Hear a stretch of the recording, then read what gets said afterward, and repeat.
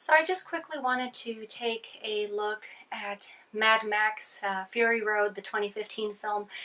I had honestly been really excited when this movie was out, and it pretty much took me forever to get around to finally seeing it, but I'm glad I did. It's a good movie.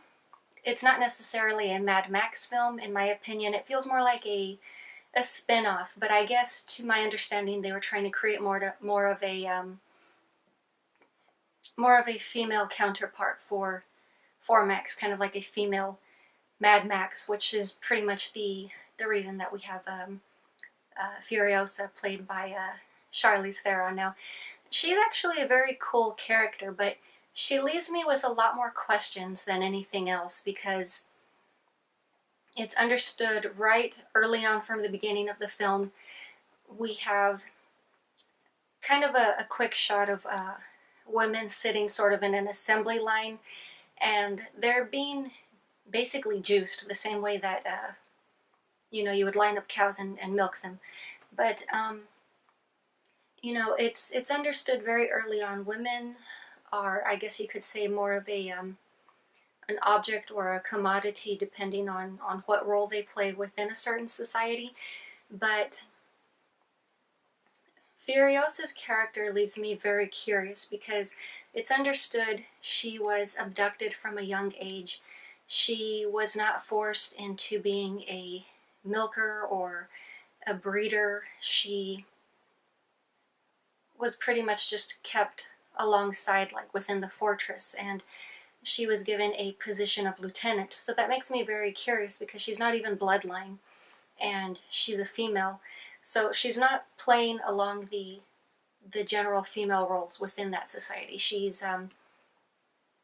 very much a warrior woman. She has a high respectable position, but I just wonder, how did she achieve that? Whereas most of what I've run across, people always seem to question, what happened to her arm. What happened to her arm? I'm like, well, she's a warrior. That's not too hard to figure out. And I honestly consider that very irrelevant as far as her character development. What makes me more curious is someone must have seen something in her in order to give her this high standing position. She proved herself somehow. What did she do? How long did it take her to prove herself? Those are my main questions. Is I want to know, I guess, her backstory, which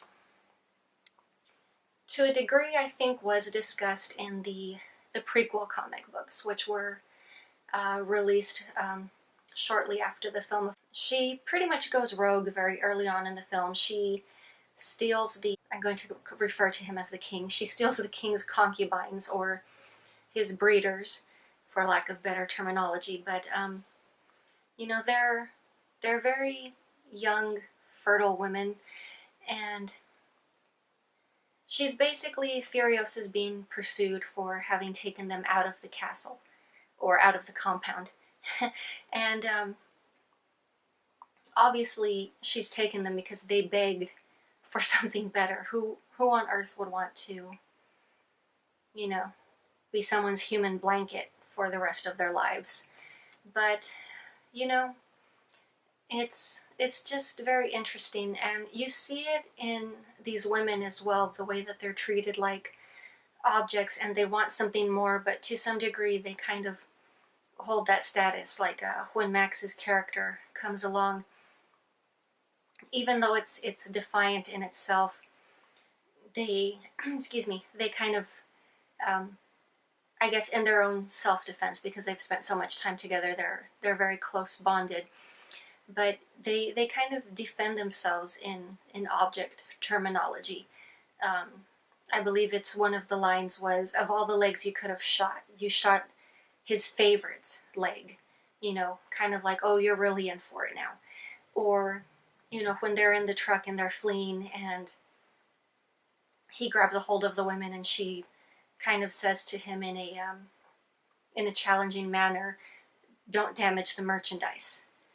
Basically her value is in what someone has placed on her, not necessarily her self-value. But it's kind of a defense mechanism also. It's kind of like saying, don't mess with me because you'll have to deal with someone worse.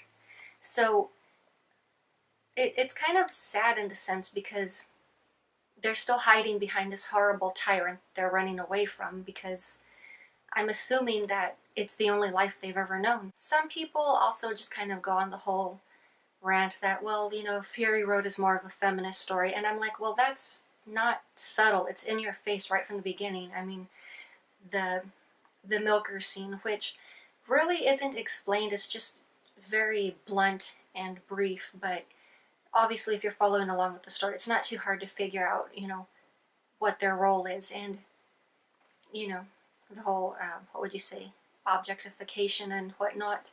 Not necessarily in the sense that, these are, women to be desired, but they serve a purpose for the greater good, I guess you could say. So in this film, my opinion is it feels more like a spin-off. It's not a true Mad Max film because it feels more like Furiosa's story than Max's. He's pretty much a supporting character, or he's in the background, whereas the Mel Gibson Mad Max, he always was up front and center, even when he was being overshadowed by Tina Turner and Thunderdome. It was understood he was the star, whereas in this one it's kind of like the lines blur a little bit and it seems like the attention is more on Charlize Theron than on Mad Max.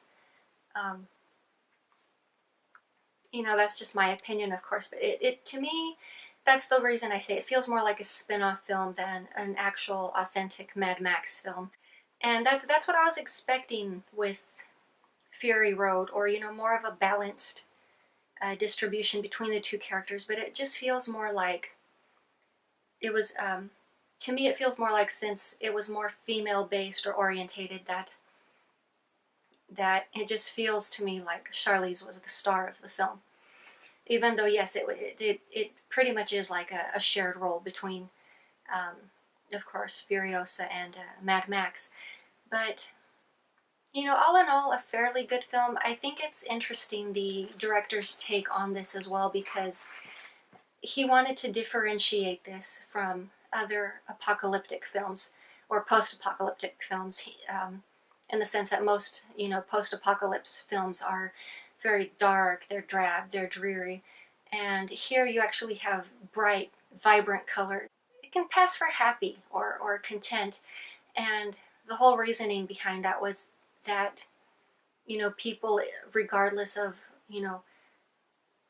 what a position they happen to be in their lives, how horrible or how bad it is, you try to see the beauty somewhere because it helps get you through. It's a coping mechanism. I know initially the film did have some difficulty getting off the ground. I think as far back as 2002 they had originally tried putting the film together, and then of course there were numerous